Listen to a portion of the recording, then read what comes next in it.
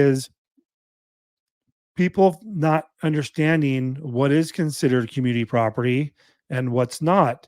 And and this is how this conversation goes. Do you guys have any assets or debts that you want to that are going to be divided by the court, or any community property that was acquired during the marriage? And the answer I always get is, not always, but oftentimes, is no. We don't have anything together. That's not how it works. Community property is anything you guys acquire asset or debt wise during the marriage. Look it up. It doesn't mean if it's not in your name. And people assume that I kept my this checking account in my name the entire. We never shared this account. He or she is not on this account, therefore it is not subject to being divided, or we don't want to address it. You don't If you guys decide you're not going to address it, that's fine, but you have to understand that you're leaving yourself out there with this unaddressed asset.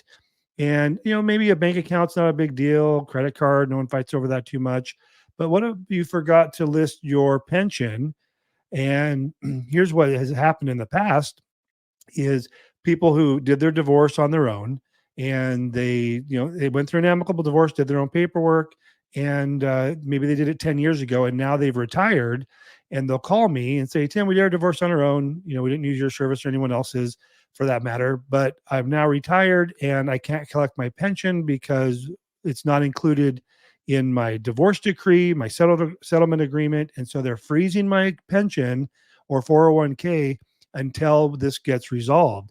And the reason that is in California is because the community property is presumed. So if it's left silent or not addressed in your settlement agreement, your pension or 401k is going to assume your spouse is getting 50%, whatever that might be. May not be 50%, but at least their community property share.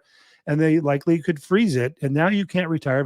We've had to go up and clean up these old divorce cases when people did their own divorce because they left out a pension. They weren't hiding it. They weren't concealing it.